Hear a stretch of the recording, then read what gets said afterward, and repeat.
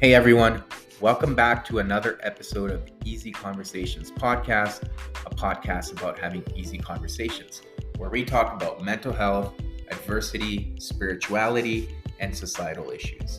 I'm your host, Furkan Dandia. In this week's eye-opening episode of Easy Conversations, I welcome an inspiring guest, Victoria Pelletier.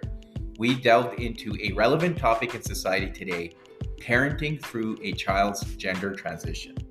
Victoria takes us on a journey through her experience as she navigates the uncharted waters of her child's gender transition. As a guest who brought vulnerability, Victoria shared her story authentically, offering listeners a glimpse into the challenge of this journey. In this conversation, Victoria discusses her approach and mindset through her child's transition. She opens up about the moments of uncertainty and the bond between her and her child as they've navigated this path. Using her experiences, Victoria paints a picture of some of the responsibilities parents have in these circumstances. Throughout the episode, Victoria candidly talks about the strategies she has utilized. While I have different views about this subject, I was curious to hear Victoria's approach. We also delved into the topic of diversity and explored the work Victoria has been doing to raise diversity and inclusiveness. Diversity, equity, and inclusion, or DEI, in corporations and how it has been managed has been an interesting topic for me, and I was curious to see Victoria's take. Victoria is a 20-plus year corporate executive and board director. Nicknamed the Turnaround Queen by former colleagues and employers, Victoria inspires and empowers her team and clients to change mindsets and drive growth in business, leadership, and culture. As someone who does not subscribe to the status quo, she is always ready for new challenges, becoming one of the youngest chief operating officers at the age of 24, a president by 35, and a CEO by age 41. As a prolific motivational and inspirational speaker, Victoria has delivered keynotes discussing the importance of personal branding and its impact on professional growth, being an empathetic leader in empowering employees, the power of DEI on corporate cultures, and building a life of resilience. Please check the show notes to find all the ways you can check out Victoria and her work. And please leave a review or a comment in the comment section after the end of the episode. Thank you.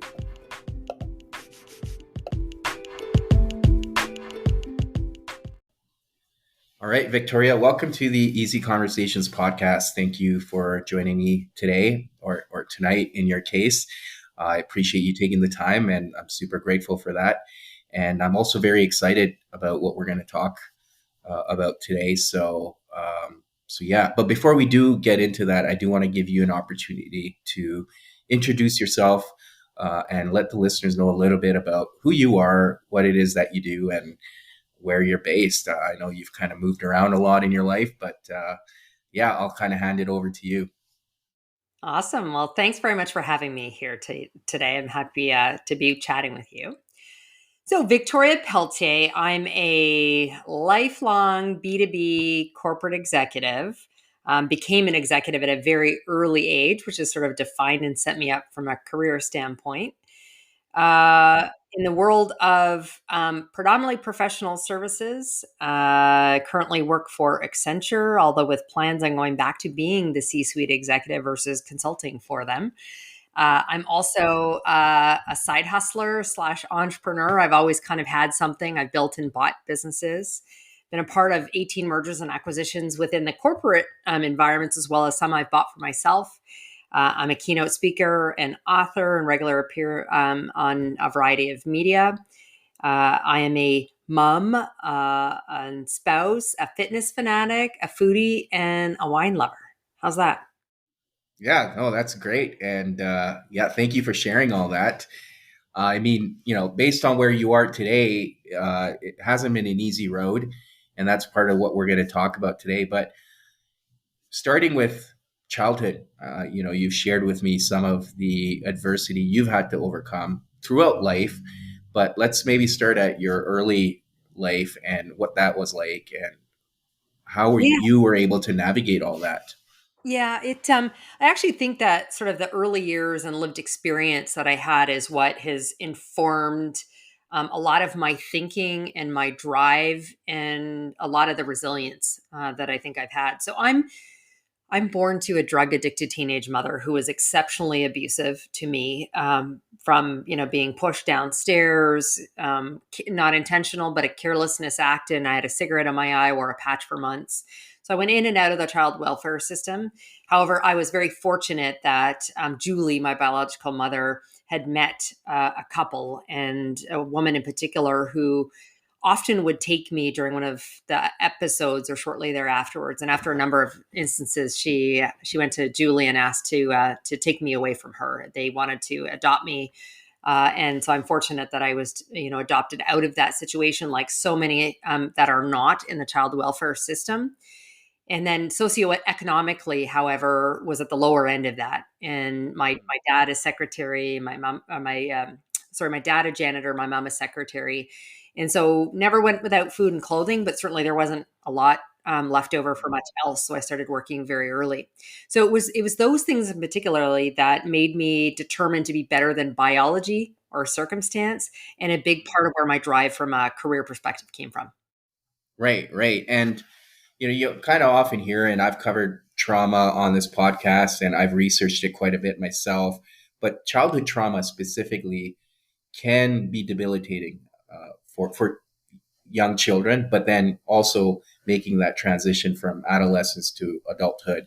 And, it's easy to consider that as a barrier to be able to succeed in life. You can understand why. But what was it for you? Or, I know you talk about resiliency, but often it takes some practical things and having a certain mindset to be able to work your way through that type of adversity, especially from early childhood. What was it like for you? Like, what are some practical things that you did specifically that made you who you are?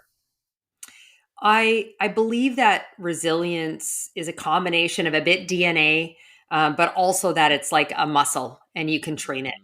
And so for me, there's definitely some hard coding in my DNA around fight or flight. I'm a fighter.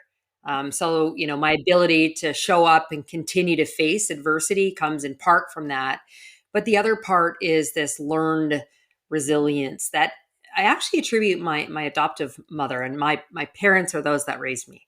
And my mom would sit me down so many times. And I remember as a teenager just kind of rolling my eyes. And I was like, Mom, like, why do we have to do this and have this conversation? And she'd say, like, Tori, we need to get to the root of why you're acting out or acting and feeling the way that you're feeling. And so she got me to really start to process and be incredibly self aware and understand how the emotions I was having, and many of which were fear based from some of my early years, informed the way I showed up, whether it was in the poor choice of friends I had because I wanted to be surrounded by many to feel a sense of love and acceptance, to fears of insecurity that prevented me from doing things that I wanted to. So she really taught me a lot about that. I actually don't even know that I realized that until I was more into my 20s and 30s, when I started to be incredibly self reflective, even me as a leader. Why am I showing up the way that I am? And so, meant looking pretty critically at the woman that stared back at me in the mirror and asking myself some questions, trying to gain deeper understanding, and then modeling the thinking, the actions, the behavior to get towards the goal or objective that I have. And then also giving myself permission to fail, because we're all human and that's going to happen, and then just go through that cycle again when another obstacle or challenge comes in front of us. Yeah, yeah, absolutely.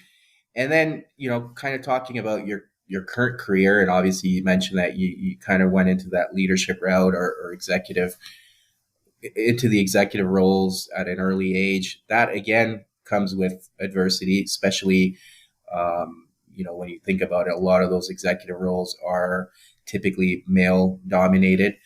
And you shared parts of your story with me, and also certain things about you as a person often can be considered to be marginalized or stigmatized. Are you able to share some of that and how you've been able to overcome those obstacles throughout your life? Yeah, I think my focus around, diversity, equity, and inclusion comes from my experience where I've often felt or truly been the only in the room.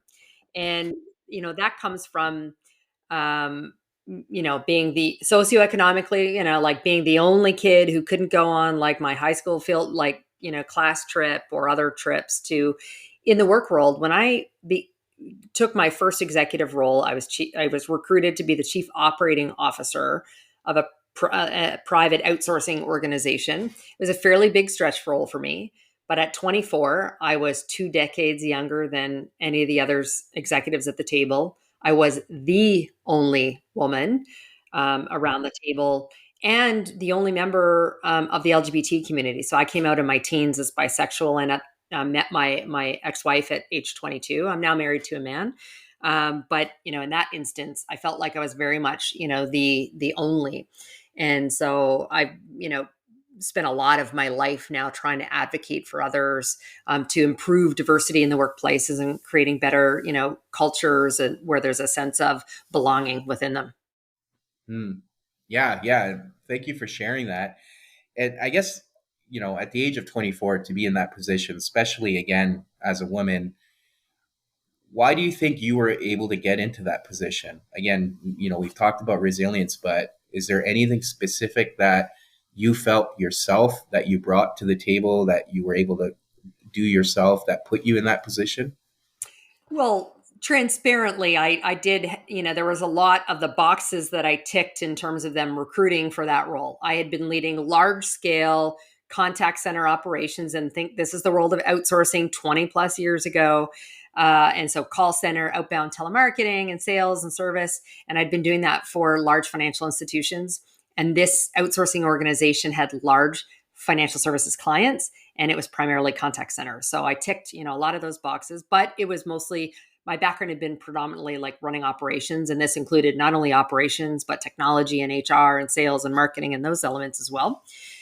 And so for the areas in which I had a skill gap or experience gap, I was able to, I'll call it storytell, but I don't mean in the sense of like fake it till you make it. I'm not a fan of that, except when it comes to confidence, but be able to draw the parallel for those people that were hiring me around the experience I'd had that could align to the areas in which I had, maybe some of the functional leadership gaps. One, and two, talk a lot about how I build really great teams who complement the skills that I don't have and bringing again diversity of experience Mm-hmm. together. And the fake it till you make it, I said, I believe it when it comes to confidence. And so for me, although I felt a tremendous amount of insecurity and imposter syndrome stepping into that role, I very much showed up as this like confident person standing in front, of those that were hiring me, which I think sometimes confidence is mistaken for competence. And Mm-hmm. in that case, I had a lot of competence in the areas I knew well, could build a team around me for the areas I didn't. But I did show up confidently. And I think it was all of those dimensions for the reason why they hired me. And then ultimately, I performed and I built the right team and that kept me in the seat. Mm-hmm. Yeah, yeah. And outside of confidence, you said you don't believe in the whole notion of fake it till you make it. Why is that? Well, people will see through the whatever BS you're spewing now. It's a lot a lot easier in this digital world to do your research and pick. But also, you need to take the if you're going to attempt to fake it, whether it's around like skills or experience that you have. The reality is, once you get into the seat, you have to deliver. And in some maybe it can make it a little bit longer, or by faking it, or they can learn it quite quickly. But the reality is, if we want to be successful in business in terms of relationships we build with customers, with clients, and with our teams, we actually need to be trusted and authentic. Right, right. And to your point, transparency is so crucial, and that leads me to my next question because you mentioned, you came out in your teens, especially at a time when probably further led to more stigmatization or even just standing out in a time where it was not common. What was that experience like, and how were you able to kind of stick to what you believed in and to your own identity, I suppose. I I resisted, by the way, sort of coming out in part because I had learned that my biological mother, she went to jail at some point, and she declared that she had become a lesbian while she was in jail, and so I was almost determined I wasn't going to be anything like her. But to trying to stick to who I was, and so recognition at 14 that I was attracted to both men and women. I came out. I will tell you, I'm exceptionally fortunate that my mother, in particular, was so liberal minded and supportive. Although I didn't actually though tell her, and not out of fear, but I think it's just because there weren't. I grew up in Western Canada, and there weren't a lot of gay bars or whatnot, so there wasn't enough exposure around it. So I think had I ever actually had a girlfriend at that point, I probably would have told her. The advice when I came out to her officially. After I got relocated to a much larger city with a very diverse population, including a very large queer community, I told her, and I remember her saying to me, she's like, just remember, Tori, she said, women can be jerks too. So I am Mm-hmm. exceptionally fortunate to have been so accepted. I've far too many stories here from those that don't, whether it's because from a cultural standpoint, religious standpoint, it's just not accepted by their families and those around them. So I am one of the lucky ones. And again, it's part of why I want to create a safe space for others. And so when I have two children and one of mine came out to me, and it was almost like a non-event. I don't know if they wanted it to be more eventful, but it's like, okay, well, I'm going to support you. Well, I gave birth to my two children while I was married to my ex-wife. And so it's like, well, you had two moms. So, um, and not everyone's that lucky, but, smaller town, I was in a Catholic high school. So, I had to be mindful of who I told what to at that point. Yeah, yeah, and it sounds like, just because, I mean, you had the same level of understanding and compassion from your mother, you were able to pass that on to your child. And that's something we've discussed offline, but do you mind opening up a little bit more about what that experience was like for you as a mother to hear your own child kind of expressing, especially right now in today's world? It's a little bit more accepted, but it's also coming with additional challenges, which I do want to explore with you further. Yeah. So as I said, I had two children. My first, who's 23, a boy. My second was born a girl, Jordan, who came out as queer at around age 11 or 12. And just 6 months ago has said that they would like to transition to male. And so, it's funny. I've had this conversation. I joke with Jordan. I'm like, at least you don't need to change your name because it can go either way. Yeah. And so I remember when Jordan and you'll hear me use pronouns based upon how she identified at that time. So I might use she or he, him, or they, them now.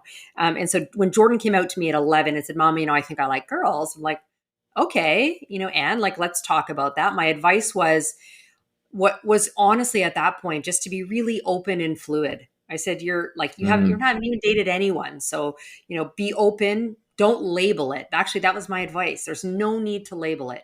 I said, I'm going to support mm-hmm. you, whatever you decide. And so she ended up dating mostly girls. And at one point, she and her girlfriend decided and, went to a party and they both ended up kissing a boy. And she came home. She's like, no, Mom, pretty sure I'm a lesbian. And I'm like, great. You tried it. You never know. And then when, she said to me 6 months ago, and we've had a gender identity conversation multiple times over the years because Jordan has always presented fairly masculine, traditionally. Mm-hmm. And we had the conversation a multiple of times. And I wanted to, Jordan to feel comfortable with having that conversation with me. So I often initiated it when it came to buying new clothes. And at some point, as Jordan developed, didn't like her breasts. And so I bought binders or there's trans tape you can use. And so I've been really supportive. When Jordan said 6 or 7 months ago that they wanted to transition, I wanted to like just test it, because I knew Jordan's last girlfriend was probably a bit of an influence in that. And Jordan said, no, I just think I've been like, denying it for many years. And so I just said, Jordan, I'm fully supportive. And so, I use they, them, or he, him pronouns. And it's funny because there was an email exchange that Jordan and I were on with someone that Jordan had added me onto. And then Jordan called me the other night and said, Mom, I just want to say thank you. I noticed you use the right pronouns. And so something like that is incredibly meaningful. But had to ask Jordan for permission to make mistakes sometimes. I said, you were my daughter for 18 years. And there's still an element of me mourning, I'll say, the loss of the thinking around having a daughter, because I actually love the fact that I had one of each. And so now to say that I have two sons is just something I'll need to adjust to. And it doesn't mean that I am not supportive of Jordan's decision. It just means it's a process for me to go through, in terms of making that change and transition.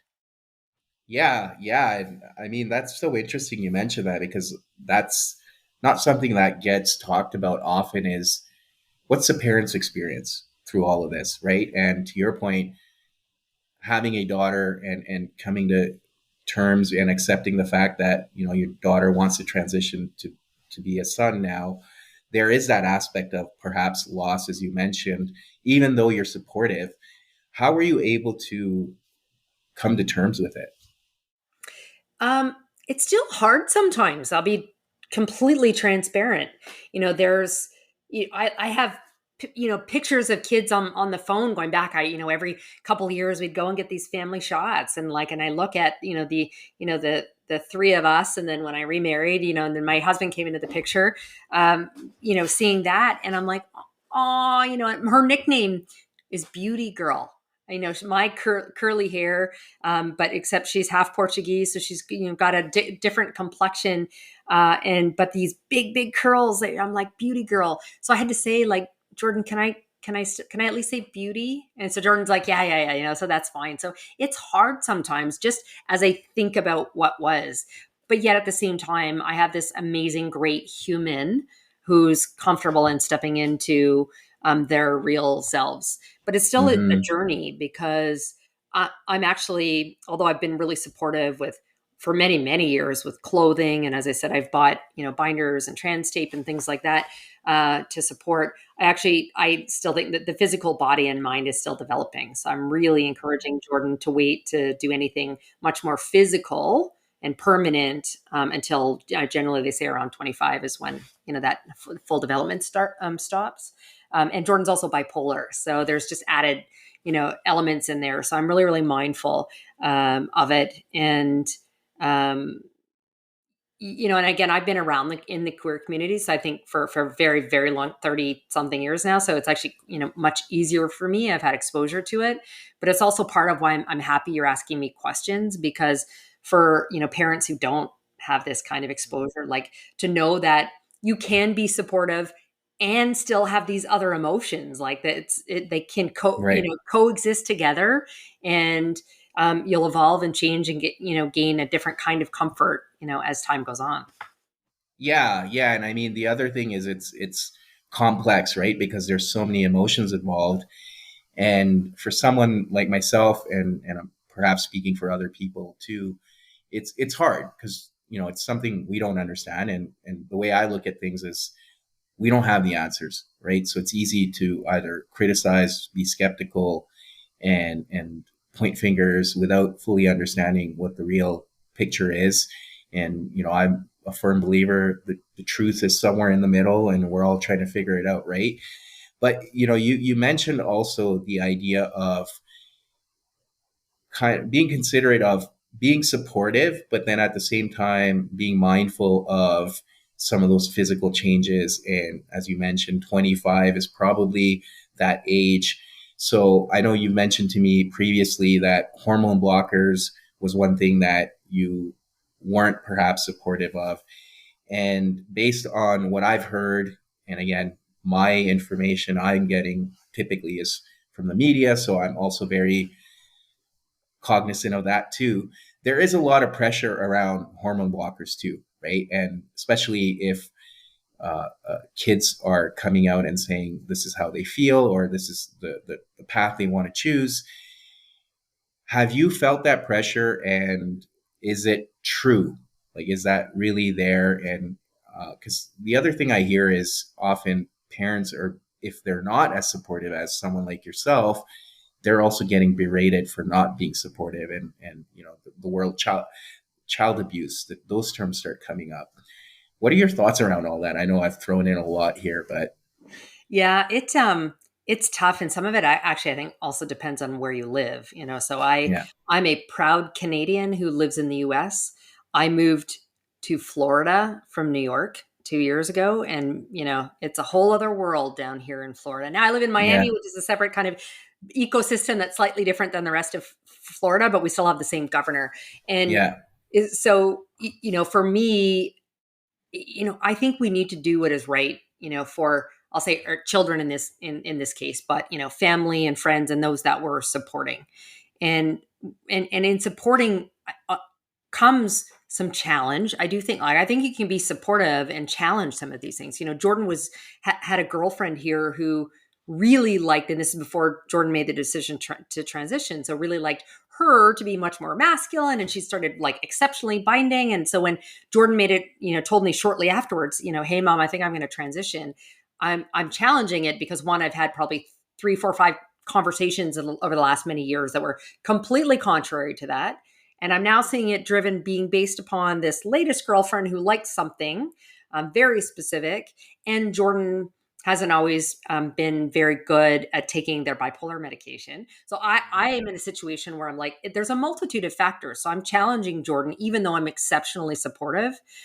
And then I'm also going to try and do the research and bring this to Jordan to make some decisions. So Jordan wants to proceed with testosterone. And so wisely, Jordan's actually now back in Canada, taking a year off before university, living with their older brother, and said to me, I'm starting to, see a doctor, and we're talking about testosterone, and they're talking about like freezing my eggs. And I'm like, well, Jordan, this is part of the reason why I encourage to wait, because at 18, you're not soon to be 19. Hopefully you're not thinking about children just yet, but Jordan's exceptionally good with children. And I'm like, so maybe you will want it. So here's where, having the conversations and trying to find this balance between being supportive, but understanding the science to just talk about and talking through longer term implications or impact of some of these, Hmm. make sure that someone's completely informed. And so again, challenging and bring science to the table doesn't mean that we're not supportive.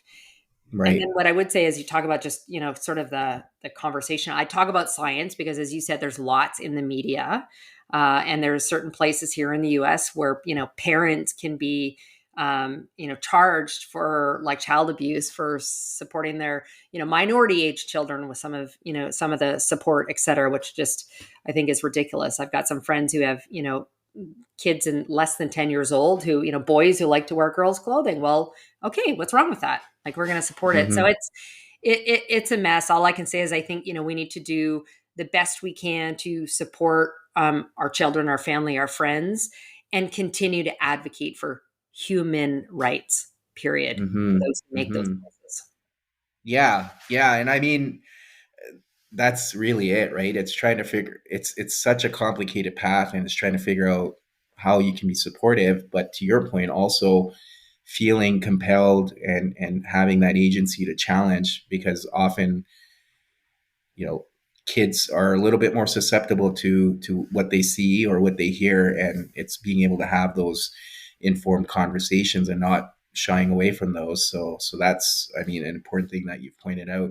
Now there's that other thing, again, coming back to I mean, obviously in Jordan's case, she's 19 or going on 19, but when it comes to younger children, they are impressionable. There is that aspect of, from a psychological perspective, where, I mean, I look back at my childhood, I was impressionable. There was times where I wanted to fit in, and there were times where I was seeking attention. Now, do you feel in these instances that could be the case as well? And what are your thoughts around that? Uh, I I absolutely think it's the case. I mean, we all want to, be liked, to be fit in, to fit in. I think of the things that I did, in my teens for that very same reason. And so what I see now is, some people's lived experience is, uh, it, I'm going to say, potentially creating some undue pressure. I think of, Jordan and I, good Canadian girls, play hockey. Actually, so too does my older son. And I remember playing we played hockey together, and Jordan was an amazing goalie, played in my women's league, and we played with a woman who decided to make the transition as well, and who's now living as a trans man, who's been super supportive for Jordan. But I think their own experience of now being a 40-something-year-old trans man who wasn't supported by their Jewish, more religious family as queer, let alone now trans, is actually being a little bit pushed to Jordan, who probably feels a little bit more pressure to do more. And so, it's like that person's lived experience and lack of support is not the same as Jordan's. So let's be really mindful of that. And that's to an extreme. But even I think I've always encouraged Jordan to be a part of, like when we first relocated from New York to Florida, at Jordan's school, get involved in and actually we did have here in Miami Beach, there's a gay straight alliance at the high school, and like get involved and be with other queer people. And so sometimes that's that sense and desire of belonging, and then the social media pressures and what you see out there, I think can definitely create pressure and move people towards a certain path, or potentially create stigma on the opposite end of that. And so that's where I think it takes a village, to create some balance in the dialogue, again from a place of fact, of science, but also the recognition of the feelings and the emotions of the individuals as well. Yeah, yeah, for sure. And I mean, with science, I mean, there's a lot of arguments on the other side that talk about biology, right? And biologically, men are men, women are women. That's kind of the argument you see. Um, what do you have to say about that? Well, there's gender, and there's gender identity, and there is sexuality. Like there's all of these different elements, and so I understand for medical purposes we need a gender assigned at birth. If you're in an accident and you get to the hospital, and those that working on you need to have that data point. But otherwise, what does it matter around someone's gender identity, how they, what clothes they choose to wear, what pronouns they choose, etc. Again, I think if we're, much more open to, engaging with other humans, of which we all are, I tend to, look less upon that, and just, be much more supportive of people's feelings or choice. Yeah, yeah, absolutely. I mean, again, I'm just kind of looking at the other side of the argument, and I think the problem, at least what people seem to have or identify, is it's when with that biological aspect, with the hormone blockers or some of the surgeries, and then there's now, there's been reports of people who went through the surgeries and are having complications and want to transition back, but obviously that's not easy because you've made all these physical changes.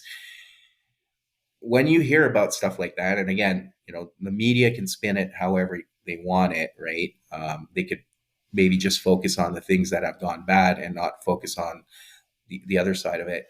But when you hear stuff like that, as a parent, what goes through your mind?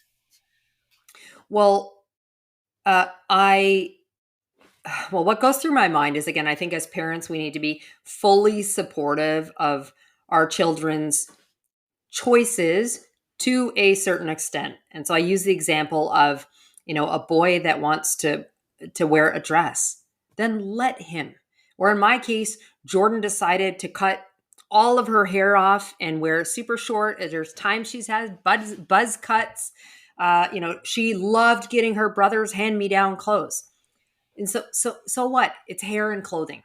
And so that's Mm-hmm. where I will encourage parents to be fully supportive, one, but two, having a conversation. There's times where I've had to have a conversation with Jordan about saying, Beauty, like, I love that you are like such an individual and you know what you want. I just want you to understand the implications of that, particularly when she was like a preteen, and early teen, when kids are vicious. So just Mm-hmm. understand what that's going to look like when you show up, as the new kid at school, for example. Right. So having that conversation, but where for me, I'll say I draw the line, but is I'm not supportive of like the medical intervention at that point, because I think Now there's a big difference. Actually, my good friends with one of my like former neighbors, and I swear their son, their middle son, at 2 or 3 years old, we were all pretty sure he was queer already. Um, like no doubt about it. And he likes wearing, clothes. He's now actually, I'm not gonna. He's now on, TV and a Disney and like doing like this. Everything about him is like, very flamboyant, and they're so supportive. And yeah, probably wouldn't. I have no indication of this. I probably wouldn't be shocked if at some point, said he wanted to transition. Um, but much like with Jordan, like I'm not supportive of doing that until like much later. I think of Jordan's decision at 18 years old.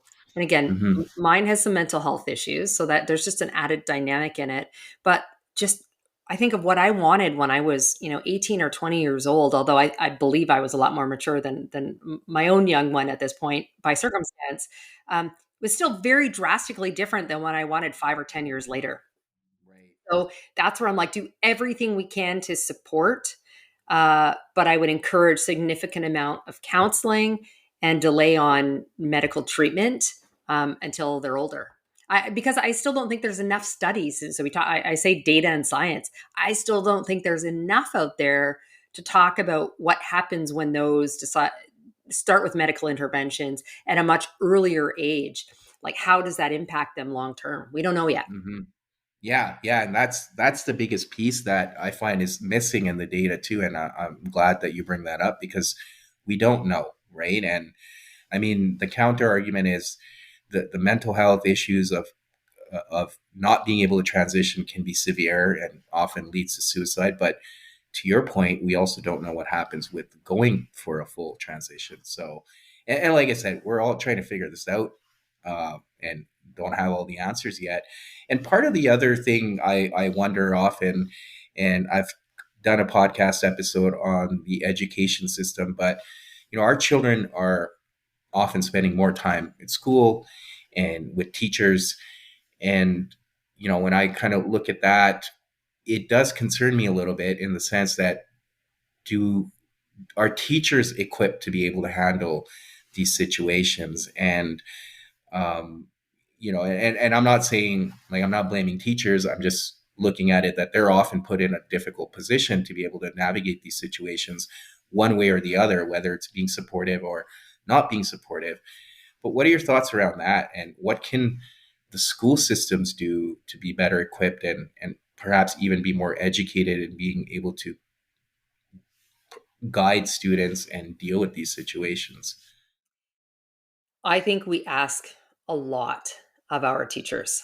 Um, and I do think there's there's more that we can do to educate the teachers around how to identify those they're kids that are facing a multitude of things, whether it's suspected abuse in the home, or food insecurity, or sexuality, or all of these things. So I think there's some education to help with the identification of, but I think we wrongfully put too much on the teachers to expect that they're also going to be their counselors and the educators on those specific things other than the subjects for which they're trained to be teaching.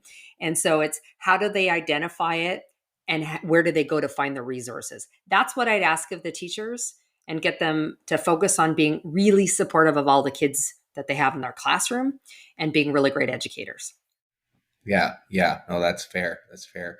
I mean, again, it's one of those things that even with the research, it's fairly limited, right? And we don't have all the answers. So I think it's trying to work together and doing the best we can. And to your point, the parents need to be able to support as well, because they need to look out for the best interest of their children. But yeah, I mean, it's like I said, it's there's so much complexity around this, and to your point earlier, lots of emotions involved, and it's something we all have to figure out.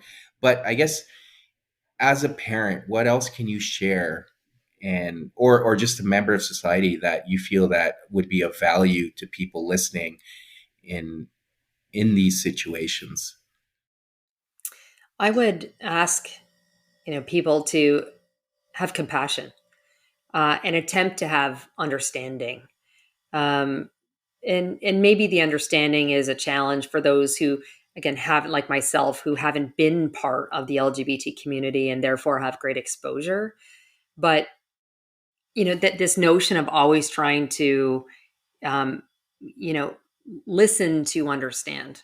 And then with that comes the compassion and then the support. I think even at some point, without completely understanding, in this case, someone who might want to, transition, or even someone's sexuality that's different from yours, um, to create the safe environment for people to feel comfortable sharing, and either asking for help, or much like the question you just asked me around teachers, trying to hear that there's a need and help support find the right avenue, and support for those individuals where you might not be able to lend it beyond the sort of the emotional support.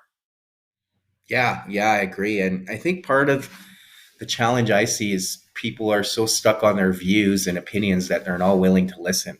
And to your point, what's missing is we're not listening to understand, we're listening to respond. Or in most cases, we already have a response in mind and we're just ready to shout that out. And there's not a lot of dialogue going on. And, part of the reason why I've wanted to have this conversation with you was to have this dialogue and to understand your perspective, because my perspective is very limited. I'm not in your shoes. I haven't experienced what you've experienced, so I can't really comment on a lot of those things. But my hope is by having conversations like this, we can all understand each other a little bit better. I love it. Thank you. Thank you for having the Yeah. conversation. Yeah, no, and Victoria, is there anything else you would like to add? I know you're doing a lot of work, even in your position around, being a executive and bringing light to some of the changes that need to happen in that space. Are there any things you could share in that space that you would like to, or like the listeners to know about? Yeah, I think the listeners have probably heard a ton about diversity, equity, and inclusion in their workplaces and in their communities. I do spend a lot of time with C-suite executives, and when I have the opportunity to either coach them and work with their teams on this, to say, like, there's no trade-off in the workplace or our communities for having diverse workplaces and communities for the kind of performance and outcomes at all. In fact, there is data that shows, that there's things like greater innovation, higher employee engagement, which drives the performance of the business. So not is it just a good thing to do, from a human standpoint, and in our business, it actually drives business results. And so rather than looking at it as kind of this tick in the box, recognize, for more mature leaders and companies do, that it's a responsible way to lead that ultimately is, great for our communities. And going back to that comment around listening, I think it's this the notion of lived experience. We've talked a lot about sexuality and gender identity here, but the reality is there's so much intersectionality. Me as a white queer woman, born in Canada, living in the US, I still have privilege, being white and born in North America. So recognizing this, but I have a very different lived experience, and those are incredibly rich to dialogue versus others who've had the opportunity to live and work abroad and have, very different, racial or religious backgrounds. And so I just think, being open and having the conversation and understanding more about people's experience, is just so incredibly, rich for our lives, for our businesses, and for our communities. Yeah, absolutely. And you touched on the whole notion of taking the box, which is kind of my concern with how things are being managed. And I see there's a lot of downside to it because we're losing sight of the actual goal. We're more focused on the kind of the optics around it. So, what are some things people can do, whether it's in the leadership space or just in general around DEI? Because I think with taking the box, we're losing sight of what really needs to be the impact. And I don't know if you share that same sentiment, but I just wanted to get your thoughts around how can we mitigate that and be more mindful of what the actual goal is here. You use the word that, I was going to speak on, which is impact. And so we need to be measuring very different things and the impact of the diverse workforces. And so there's this myopic view of DEI as it relates to the diversity mix within the organization. And and so there's all this focus on the talent acquisition on the front end, and then all of the other measurements. And quite honestly, whether it's policies, procedures, language actions, behaviors that are missing in the middle. And so people run out the back door as fast as we might be able to bring them in the front. And that's because we haven't measured a number of other things. So, around what's the advancement of, the diverse talent that we've brought in? Is there pay equity within, the various career levels for our diverse talent? Are we creating opportunity for them? Are we investing in their potential? Are we as leaders speaking openly and creating safe environments where people feel like they belong? And then measuring that. And so through employee engagement surveys, you can measure that through things like retention and career progression and a multitude of things. And so there's no silver bullet, to doing this. It's you need to be, what I say, strategically intentional. And so building strategies over how you're going to not only bring in the diverse talent, retain that talent, ensure that they're satisfied or engaged and producing within the business. And then continuing to advance them. I mean, I'm happy to see that the needle has moved, but so slowly. We only just hit double digits of female CEOs in the Fortune 500. There's 53, but there's only 6 Black CEOs. Like, that is very, very far from the actual representation, of the, world that we're living in. Yeah, So we need to do more. absolutely. And do you feel with that approach, it takes away from meritocracy, or we're able to still maintain merit based, a merit based approach? I absolutely think we can. I think that we need to look at it with a different lens. So that the future of work now has evolved and changed, and so it's much more about discrete skills versus just broad bucketed job titles. And so if we look at a matrix between skills and diversity and performance within those skills for today, but the other lens is that the shelf life of skills is decreasing rapidly, like under 2 years, particularly when we talk about like digital technologies. And so therefore, some of the more human skills around agility and, ability to pivot, ability to lead, innovation and problem solving, not all of those can be measured in the same way, right? We're talking For sure. qualitative versus quantitative, but then we also need to measure potential, propensity to learn. And so you can have performance in those discrete skills, but also start to look at and create greater opportunity for those that have potential. And again, the propensity to learn. And that's where intentionality comes in. But you're also, someone's potential is based upon their performance. So you can have both. But again, you need to start to measure and look at performance systems differently than we have been traditionally. Yeah, yeah. I mean, lots of work to be done by the sounds of it, and we're not even close. So I appreciate that. And I mean, it sounds like, instead of going off on a complete tangent, it sounds like we might have to do another episode, because this is another area I'm fascinated by it for many reasons, being in the workforce myself, but also seeing a lot of the shift happening over the course of my career. But to your point, the needle has moved, but it's moving slowly. So I'm very much interested in what we can do collectively to improve that, or what are some things we can do differently. But thank you again for coming on here and having this conversation with me. I do give guests an opportunity to share some of the ways listeners can get a hold of them, whether it's online or social media. I'll give you that opportunity as well if you'd like to share. If not, that's okay too. Absolutely. I'd love it. So I have a easy way for people to find me, which is just my personal website, which is victoria-pelletier.com. And they can choose to link out to whatever social media platform they want to engage with me on from there. Perfect. I will put that in the show notes. Thank you very much. Thank you. Thank you for checking out this episode with Victoria. As always, please leave a review or a comment in the comment section. I love hearing from you. Or please subscribe to the podcast if you have not done so. That is the best way to support this podcast. Thank you, and until next week.